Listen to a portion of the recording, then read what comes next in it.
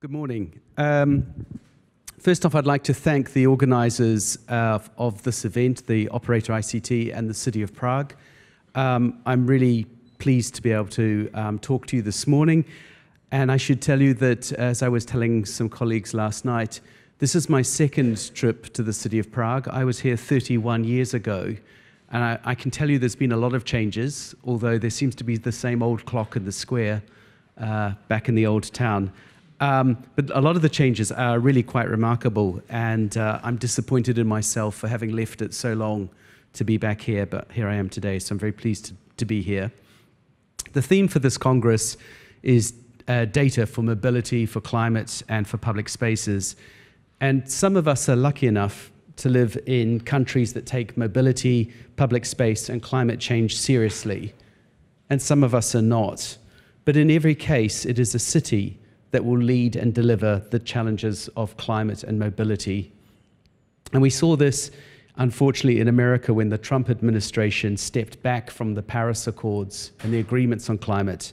It was the states and cities of America that said, never mind the government, we still have to make our public spaces, our mobility work, and we have to address climate change. So I'm really proud of the city tradition in doing that. My presentation to you is going to be about how an urban data platform makes a better job than data systems alone of addressing things like climate and mobility challenges. But to do that, I'm going to do a rewind, and I apologize to everybody that is more expert in this than I'm about to address. But I'm going to try and work backwards to just explain what is a data platform to make sure we understand all the parts of it.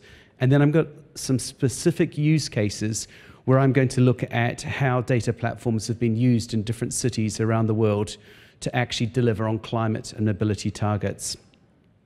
Before I do that, just a little bit about me. So my name's Antony. I've worked in cities for more than 30 years.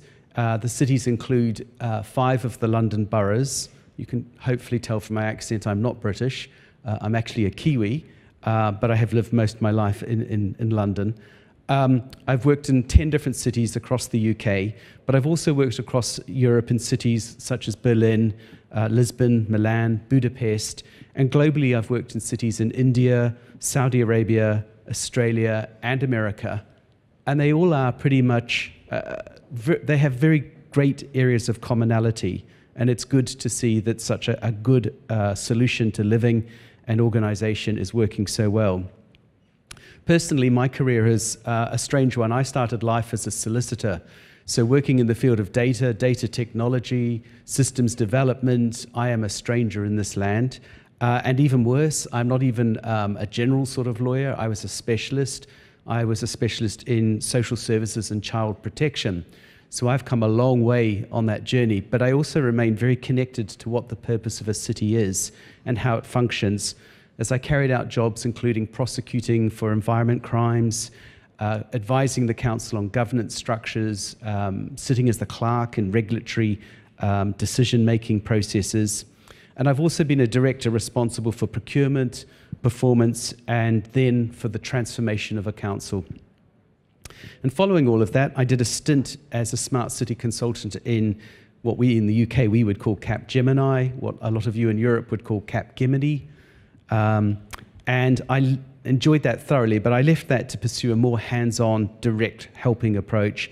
And it's in that role that I actually worked with the GLA in London, the Greater London Authority, and was one of the authors of the winning submission that became the Lighthouse Horizon 2020 Sharing Cities for London, Lisbon, and Milan.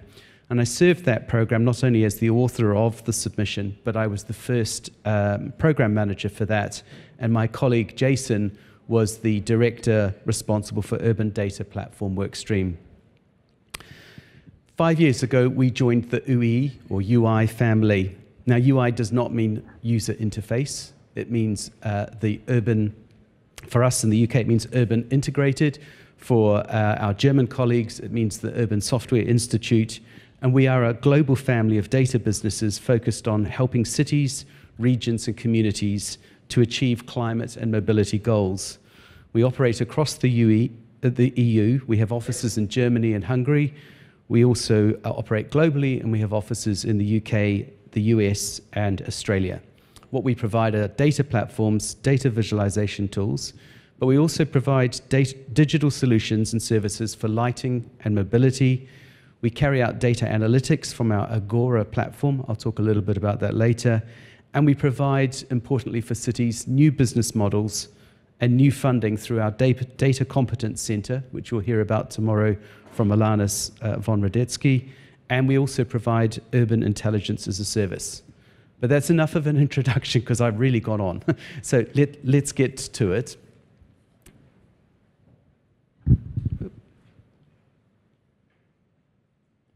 So what is an urban data platform? Well, I do have a quote. I read this on the internet. It says, it is based on a highly scalable architecture for real-time data processing and analysis with a special connector framework for easy integration of sensors and other urban management systems. And I read that and thought, gosh, there's an awful lot in that sentence. So let's unpick that just a little bit. And again, I apologize to those of you that actually are all super up to speed with this. But I find it's helpful to always remember what the basic of something is. The first place to start is the city or the region itself. Sub-note here, I'll keep saying city. You should hear me actually saying city, regions, or communities, because all three groups are just as important, and it isn't just urban organizations as cities that I mean when I say cities. But to use the word city, the city is awash with data, as Ben was saying, and this data is held in lots of different places, lots of different systems, and in lots of different forms. Having lots of data is not the same as having access to it or being able to use it.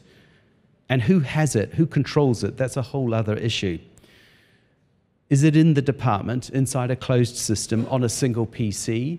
I've worked with cities where that's the waste collection data, and the only person that knows it has gone on holiday to Barbados, and we can't do any reporting of the data till they get back because none of us know the password. Is the data with your transport operator, even though they're part of the city services? I'm not going to name names, but there is a very big city in the UK where the transport provider does not speak to the mayor. Their boss is the mayor. Or is your data with a supplier? Now, this is very common. So have you let a contract for your city car parks? Does the supplier know all the data about how many people park, how long they park, where they came from to park there? Yes, they do. Do you know that? No, you don't. And you're trying to do a transport mobility strategy. This is a bad place to be. So all of this data is in different forms, and it's in different places, and it must be made open to the city, and it must be used to inform decisions and to be shared with residents, businesses, and visitors to make the city more livable, to make things more sustainable. The second thing that we need for the data platform is we need to be able to ingest or connect all of that data. The connectors do the job of taking the data from the servers, from the systems, from the devices, and maintaining that data in transition, checking the quality of the data. When I was the head of performance in the London Borough of Hounslow, we had departments that thought it was okay to improve their performance that year by just adjusting the numbers up a little bit. They didn't appreciate the fact that we were sitting there looking at the historic data saying, based on the trend, that number should be negative, and you've reported a positive number. We reject the number. That's what your connectors and your ingestors need to do. The next stage of a data platform is the part where we process the data, where we structure it into the correct form. And this is here where it's really important that your IT department is working really closely with policy to allow you to actually create a proper data schedule. And this allows you then to store the data, access it, mine it, and maintain it. Scalability is super important. Again, back in the London Borough of Hounslow, we were audited by the government on the report of our performance targets and our performance data. We had it all in a really, really clever Excel spreadsheet. And the audit commission said, we are going to write a report saying how wonderful your spreadsheet is. We said, but our spreadsheet could blow up at any second. It's useless. It only works as long as it's working. The minute it gets corrupted, it's done. what we needed, and what I did immediately, was go and buy a data platform for us to store all of our data in, so that we could make it safe, that we could store it properly, and that we could understand the quality of our data and maintain that. In UI, at the moment, we have more than 500,000 devices providing real and near-time data to our platform, and our data processes over 500 million data sets every day. That's the sort of scalability we're talking about.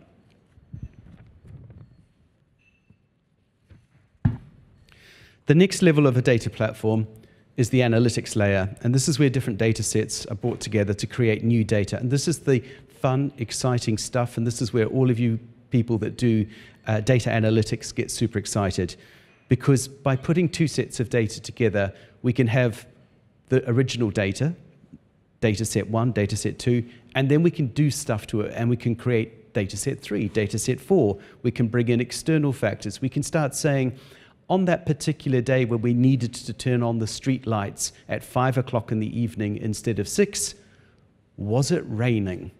Was it a dark day? Was it snowing? Did we have a special event happening that day? So we can start joining data up and making new insights. And we can start making new and different forecasts. The final part of this, the final layer of the data platform is the part that makes everything super safe. And this is another exciting thing that data platforms do. You only have to do it once in a data platform. So if you had 500 systems of data and 500 different data platforms and 500 different data visualizations, you'd need to 500 times apply your data security, data standards, manage your access protocols. So a data platform allows you to not lock the door to your data, but manage very carefully an open door which you've got full CCTV, full tracking, full traceability on. And it allows you to then share data and data appropriately. It also allows you to do a thing that, unfortunately, due to Brexit, we will no longer have to do in the UK, which is GDPR, the General Data Privacy Regulations. Because of Brexit, we'll change its name and keep doing it anyway. But for you guys in Europe, GDPR compliance is also done in your data platform. So it's all done here in one place. The final thing that we see on the data platform is the visualization layer. And that is, in our case, is called the cockpit, or the UI cockpit. And let's have a look at one of those. Now, I will be sad to say that I'm giving you a screenshot. I would really like to have just shown you the live thing. This is a live data platform. Visualization on the cockpit, and this shows aggregated data coming from all over the world. It's our cheat sheet in UI, if you like, and we're using data here sourced from the city of Bad Hersfeld, the city of Darmstadt, the Sunshine Coast in Australia, Microsoft headquarters in America, and we're pulling all of that data live onto a single platform. What you see along the bottom is our data tracker, and that shows the arrival of real data as it's coming in, with the green box showing you the moment the data lands. You also have on the top left-hand side our data pulse, and that shows you the health of all the connected data systems and their arrival of data, but also, are they actually connected? Are they producing data at the right speed? The tiles, the little square boxes, we use those to tell stories with data. So instead of presenting raw data, we present it as aggregated data, and we produce key information that the city wants to know. So in this case, we're telling a story around environmental data. We're telling another one around noise pollution. Then we have, in the integrated infrastructure tile, we've got information around the smart waste bins. Are they full? Do they need emptying because they're self-reporting? We show the shared bike scheme, how many bikes are being used at the moment. We show the number of car spaces available for parking in the city. Then we look at traffic, and in this one we've got a hyper-aggregated statement around traffic and congestion. In the bottom row, in the second tile, we're looking at water consumption. This is an interesting one because water consumption in Australia is always going to be on the top of any aggregated report of data. Water consumption is something that drives them crazy. For us in Europe, I suggest we might be looking at water flooding, looking at flood risk for those of us that are in cities with rivers, looking at our water table and seeing what's going on beneath the land.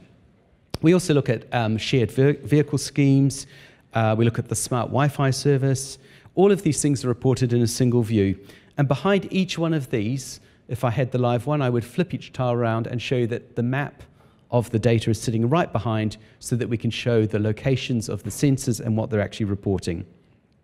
We can then spin the tile one more time and we can show the forecast view and what we predict on either the next day, the next week, the next month, or the next year based on existing data. So the cockpit that you're looking at here brings all of those disparate systems and sources together in one place, and it allows you to show you on one dashboard in real time. And that's all done with no further effort. Once you've built it, it will keep working. Let's now dive a little deeper and consider how data platforms help you address climate and mobility changes.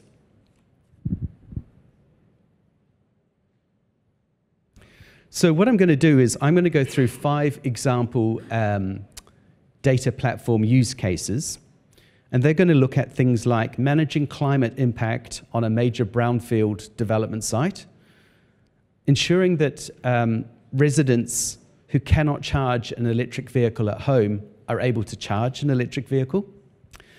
We have another use case where we show helping residents and visitors to a city make better travel choices. We're going to look at some stuff around smart lighting innovation. Smart lighting, by the way, is an overused label. Smart lighting in many cities sadly really means a cost saving by switching to LED lights. That's clever, but it's not smart. So we'll have a look at that. And then finally, we're going to look at Darmstadt in Germany, where they've brought air quality and traffic management together to create smart mobility. So before I do that, I just want to have a quick word about some other data platforms that we could have looked at. So the first one I've got up there says triple-sided transparent climate target platform for the GLA. So what that is, there's a new concept in public funding where green funding is now a big driver for how corporates and banks are looking to invest. And for that, what they're looking for is they're looking for a return where they say their investment in infrastructure services has created a tangible difference to climate change targets, and they will therefore make an investment where they will get a return on their money, but primarily that they can demonstrate that their investment made a difference to a climate target.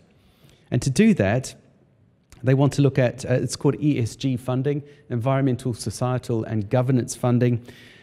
To do that, they need to know what was the condition before they made the investment. So what is the baseline of the climate target right now? What is the condition in which the project that they will fund is going to come into effect? And when the project happens, what's the impact of doing the project? So that you're going to build something. You're going to build a waste-to-energy factory, for a processing factory. Well, the build itself is going to have an environmental impact, and that's going to have to be taken account of in the final consideration of the target. So they're not happy anymore to say, we did this and it saved X tons of carbon dioxide production. That will not allow them to make the investment. They need to say, this was the condition before we made the investment. This was the impact of the project in build. This is the impact of the project in delivery. And this is the real-time achievement of that climate target. So that data platform, the triple-sided transparent climate target platform, is really very important going forward. We could also talk about the city. Oh, there you are. We have a typo, my first one. Welcome back to live stuff. If we'd been at home, I would have quickly changed it. The city of Rüsselsheim in Germany, not city if Rüsselsheim. I'm pretty sure that Rüsselsheim definitely exists. But they don't have a data platform, so what they're doing is they're using data analytics from our data platform to ask the question around what is the pressure from commuters looking for a parking space on congestion. So they don't need all of the information, they just need to use part of a data platform, and they're doing that. And we won't talk about mobility as a service. I know you talked about that on the last Congress, and other people will address that. But let's dive into the use cases. So this is the first one I want to talk about. This is a big 10-year development of a brownfield site in the city of Parramatta in Australia. The name of the development is Melrose Park, and they are building mixed-use commercial, retail, and 5,000 residential units on this 25-hectare site. It's a project that's going to take 10 years, and normally what happens in developments is that you contract with a developer, a builder, to do the construction, and you tell them, we're a city, we have really strong climate commitments, and what we'd like you to do is to meet these climate targets while you do the build. And the construction company says, yes, we'll do that, and here's our 3-monthly, 6-monthly, annual and completion report telling you how we did. So all the data that the construction company provides is historic, how we did. And boy, oh boy, has there ever been a report where they said, we didn't quite make it on the climate targets. No, luckily the report says we measured it and we managed it. Just like in the London Borough of Hounslow when the waste team told me that they'd achieved their waste recycling targets, and I didn't believe them because the data said otherwise. So what Parramatta's done is, instead of doing that old game of telling the developer to be the poacher and the gamekeeper, they said, no, we need to think about what we want to achieve. We're building this development over 10 years, and we want people to live in a sustainable, healthy, livable, new city. And therefore, we can describe what the future environment will be like, and we can talk about what climate will exist and how the people of that city will offset their own climate impacts. And we can work backwards from that vision. And because we're working backwards to that vision, we can actually work out what data we need and what devices we will use to gather that data before we start the project. So that was their starting point. They started with the vision, then they talked about what data they wanted, then they decided what devices they needed. And then they put them all in place on the brownfield site. So there was over 70 environmental sensors looking at humidity, temperature, air quality, noise, flood, water table, the water quality. And they put that all in place on a brownfield site, and they immediately started reporting that data straight away. So that was all done before they did any development. They then built their data visualization tools, and they shared those immediately with the neighbors of the development. So still no construction had taken place, and they began reporting the data.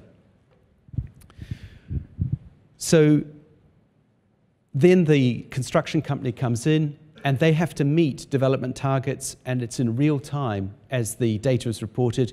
The noise increases. Is it within the expected parameters? Is it acceptable? Is it happening at times when it has been approved, or is it happening outside of times? Has the air quality changed? Is the carbon that's being created, is it being properly offset? Is it being detected? All of that happening as the development begins. And then they continue this data platform. They continue to report it after the construction, and it's now shared in this form with residents who are moving into their new homes. So this data platform is a very interesting news story around making sure that it's the vision that drives the creation of the data, which that then drives the types of data, the data sensors that are put in place. And the ambition all the way through this was to be sharing the information with the city. Okay, this is a project that I was involved in delivering. We undertook a study 3 years ago with the University of Oxford. We're very lucky to be allowed to collaborate with them from time to time. What we wanted to understand was how many people in a small city would never be able to charge an electric vehicle at home. Now, if you think about that, we've got a date coming up where the sale of petrol and diesel cars is going to stop. And therefore, you will need to be driving primarily an electric vehicle, possibly another alternate fuel system, but primarily an electric vehicle. But we found that 40% of people who live in a small city would never be able to charge an electric vehicle at home. And that wasn't fitting in anywhere in policy or thinking. So we needed to address this urgently. Now, why do people live in places that can't charge an electric vehicle at home? Well, some people are... They do have electricity, but they're living in apartments. The minute you don't live on the ground floor, where's your charge point going to go? And the ground level?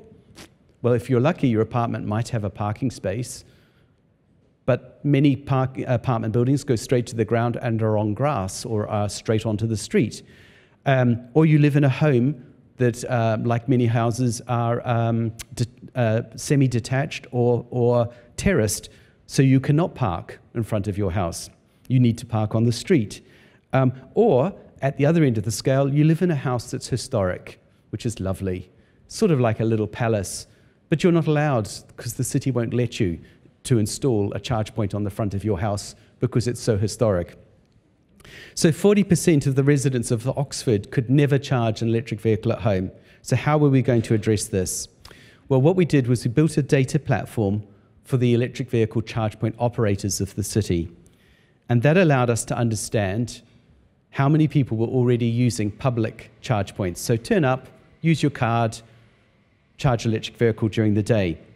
We also worked out where people lived and where they were likely to travel from, and we predicted short journeys from little local public car parks where we could turn them into charging hubs.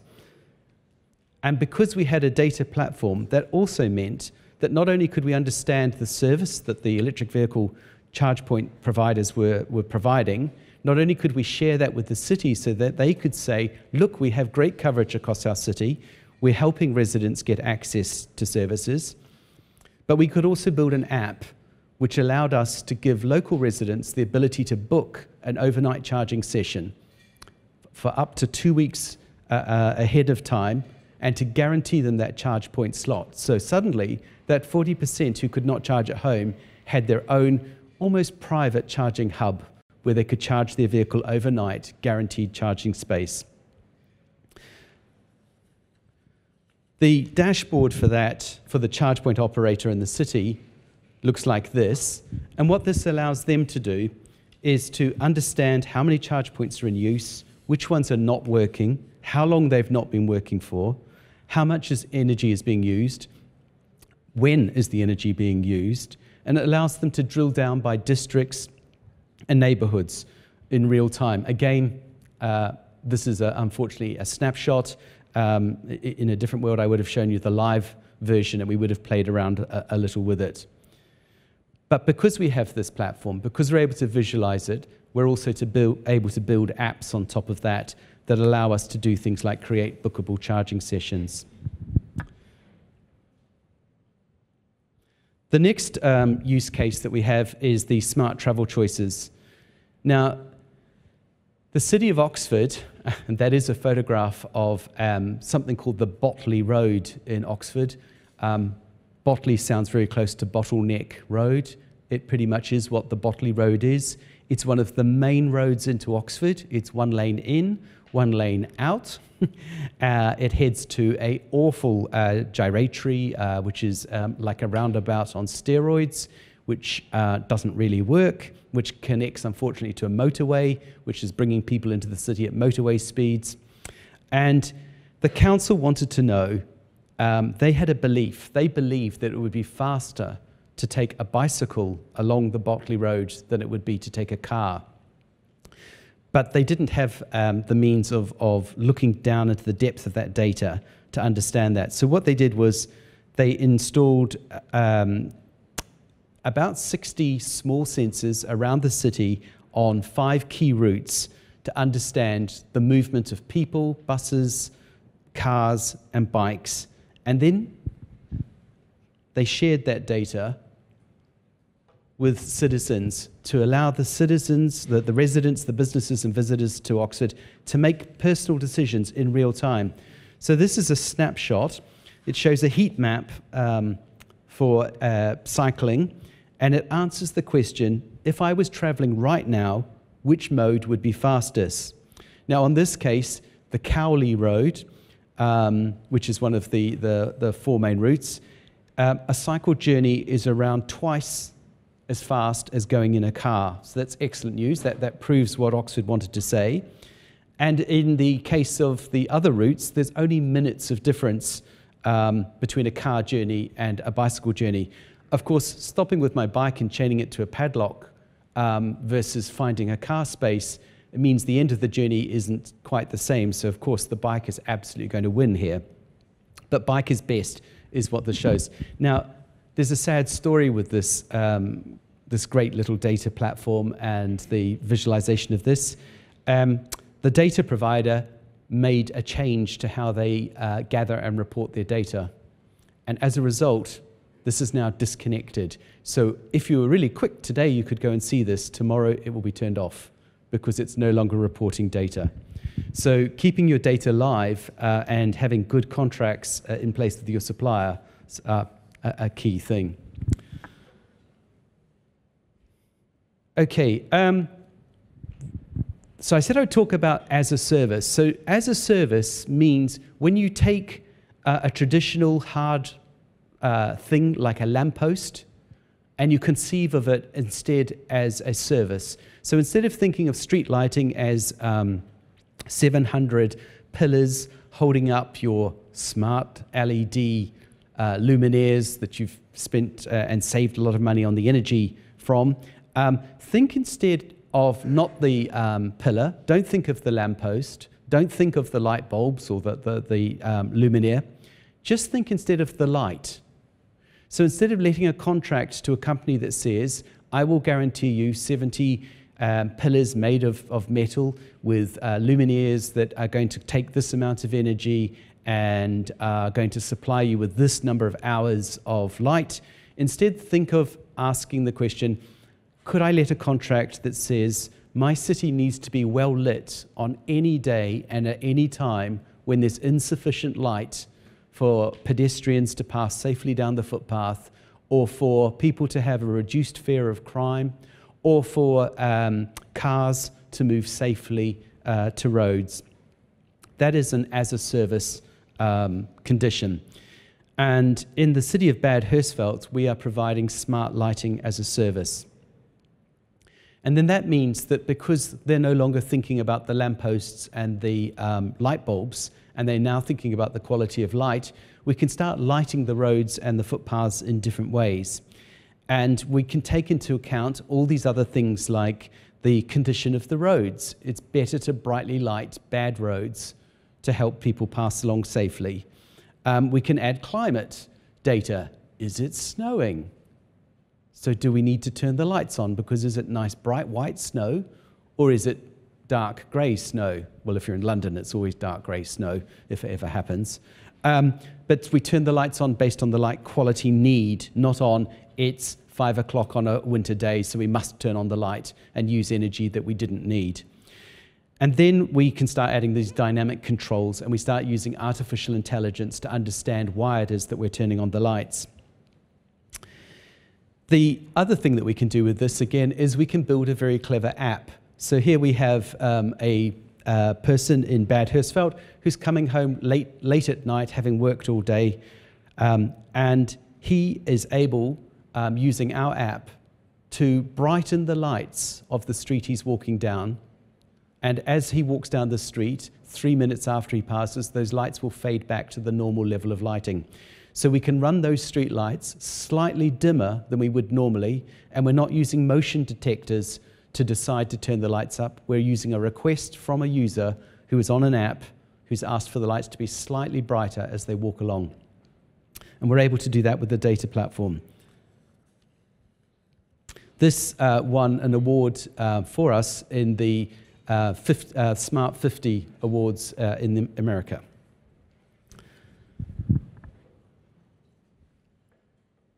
Okay, the final one I want to talk about in depth, and then I'm going to throw it open for some questions, is the city of Darmstadt. So we've been working with Darmstadt for a very long time, and we started off with them just looking at traffic management, and we were able to report and show the flow of traffic. And we've been doing that since 2015. But in 2016, we kicked that up a gear and moved into real-time traffic reporting. Now, when I say real-time, I don't mean like what's happening now. That's just too late. We use, if you're using TomTom in your car and it's telling you traffic data, that will be telling you the data within a 10-minute range. Although I will say it's not a lot of use to be driving a car to know it's congested right now. We hired a car in France recently, and without knowing it, the TomTom was on, and it was telling us when we were in traffic congestion, which was as useful as me looking out the window and seeing traffic congestion. Google Maps, if you're using that in your car, that has a latency of about a minute, so that's great, so long as you don't want to look out for a traffic accident or a changed traffic light. What you want to know is in the sub-second what's happening and how soon till that traffic light that's sitting ahead of you is going to turn green. You want to know that information, and in Darmstadt you can do that. It's across 160 traffic lights in the city. They also have put in place an air quality sensor, and they've now brought those two systems together on the data platform, and they're able to use the real-time air quality levels to change how they're allowing traffic to flow through the city. So they're adjusting traffic speeds in order to minimize the impact of pollution on the air quality in the city. And this is all done in the real time. So they're able to understand nitrous oxide, carbon dioxide, the particulate matters, and adjust the traffic flow in order to respond to that. Okay, so what we've looked at is 5 different use cases where we're considering things like air quality and traffic management. We're looking at when is it that you think about putting in the data systems, and of course we're saying that that should be early, not later. We looked at how we can help citizens charge an electric vehicle if they can't charge one at home. And we also looked at the smart lighting use case, and we looked at the idea of urban intelligence as a service, changing from hard infrastructure contracts into data-driven contracts. So I'm going to throw it open now to see if there are any questions from you before we move on to sort of some takeaways.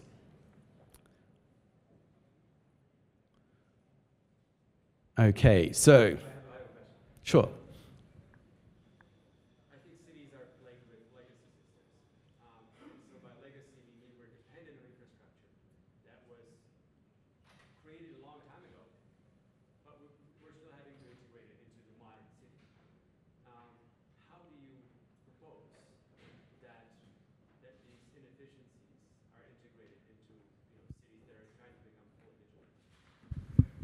Yeah, I'll paraphrase it back. So the question related to legacy systems, and rightly it was observed that legacy systems, there are a legion of those existing, and that connecting them to clever modern things isn't always possible directly.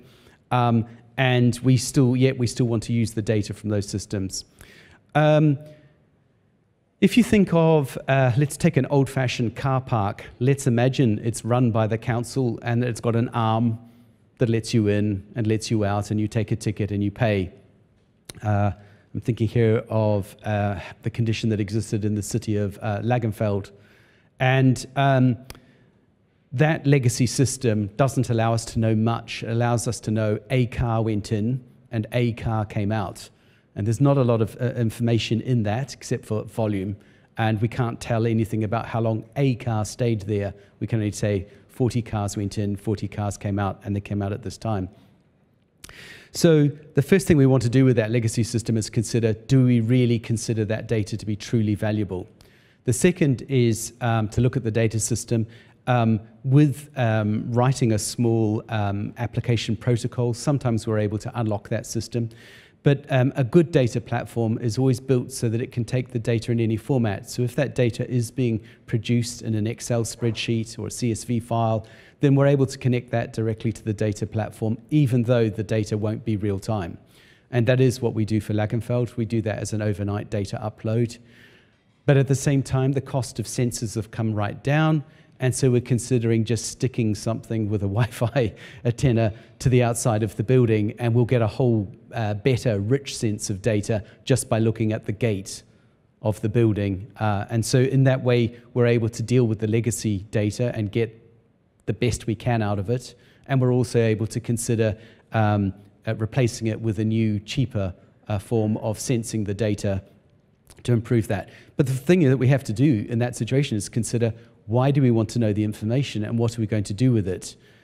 It's not a single use case. So there I was using the example of car parking, but in reality, we're saying, why are we interested in car parking? Well, we're interested in car parking because of traffic management, air quality, sustainability, economic well-being for small local businesses, city vibrancy, livability, how are we addressing topics such as social exclusion and deprivation, all of those factors. And if we understand that from a policy context, then we might be fascinated by the data that we could get from that legacy system or that we could replace with a new system. So we always have to ask ourselves that question, why do we want the data? I will say though, I always want the data.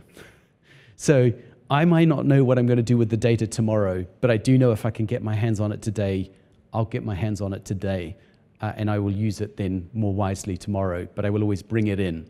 One of the topics I didn't talk about was data sovereignty. A big thing for us at UI is the belief in data sovereignty. We believe that city data always belongs to the city, and we are surprised and upset and constantly disappointed when we find it locked away in some other system that we can't quite reach. So we will always, like a legacy system, work out how can we crack open the data. But once UI has worked out how to ingest that data into the data platform, we believe that data becomes and stays and will always remain the city's data. So our data platform can fall away tomorrow, but the data always belongs to the city. We have no need of it in the future ourselves, but the city will always need it. So data sovereignty is a huge topic, and one that's very important and dear to the hearts of us in UI, and we believe to all cities we work with. Do you have another question? We have one down the back. Do you have the microphone? Excuse me for interruption. I just wanted to also mention one thing. We also use Slido, #PCDC, so if you have some questions, you can put those there as well and not wait for your turn to ask it live. And we have last 10 minutes for the questions. That's it. Go ahead. Do you have the microphone? Where it's about civic sensing, so the source of the data is actually from citizens. Yes, I mean, this is a new area of great importance, is the diverse sensing of data and engaging the stakeholders and the citizens, residents, and businesses and visitors in that, both in sharing data with them, but also asking them to provide data is a huge new part for cities and very important.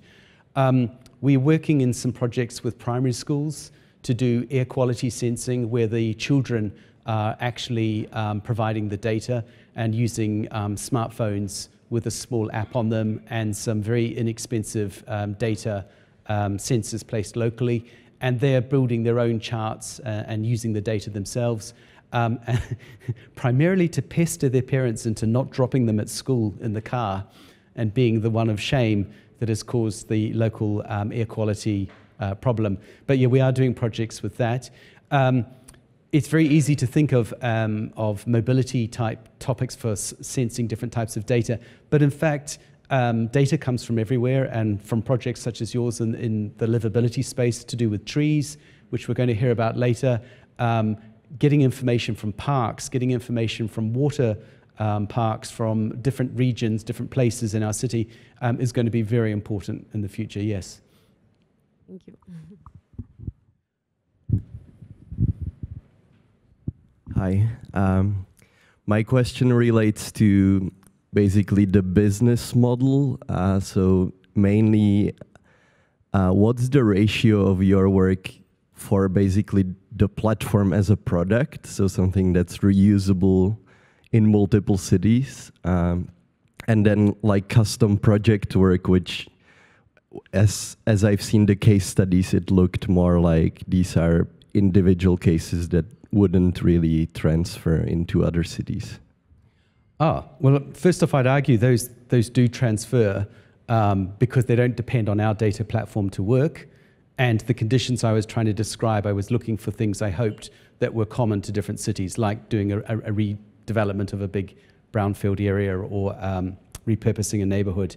But in terms of our work, the majority of our work, we have several different business models, and we are, tomorrow you will hear about one of our business models, which is the single data platform used by multiple cities.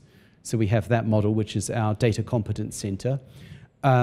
We provide data platforms directly to some cities where they host and maintain them themselves. We provide primarily our data platform from the cloud, and we can provide that from either an Amazon cloud or a Microsoft cloud through Azure and all of that. But primarily we provide data platforms. It is the main part of our business.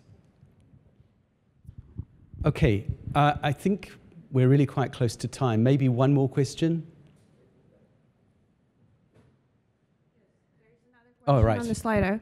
So, how big a part of your job is educating and consulting the analytics consumer cities how to interpret the data and make decisions based on them? So the first thing is that many cities have very, very clever people working with them, and the most important part for us is to collaborate with those people and not be the clever guys with all the answers. The only thing we really have is the data platform. That's what we bring. The second thing is that for my job, almost all of my job is working with cities and helping them to make good choices and to rewind and look at things like procurement strategies, to look at data strategies, data security, all of those things that are important and not just the specific use cases. So it is a big part, educating and consulting, but we do that because we believe passionately that cities are the place where we can address mobility, climate change, where we can make open spaces work that create livability and sustainability, and we can address those wider policy topics such as well-being, health, mental well-being, and isolation, and those types of topics. Okay, so the last question, do you believe that smart city systems will be used more than in a few examples? Yeah, I think it's very interesting. The EU was very excited and passionate about smart cities and smart communities for some time, and I know now at the moment the focus is more on the digital, but I think that that's a realization that digital has a big part to play in order to enable the smart city again. And I think the smart city is the future, and I enjoy living in a connected city myself, so I think that it will be where we go. Thank you, Antony.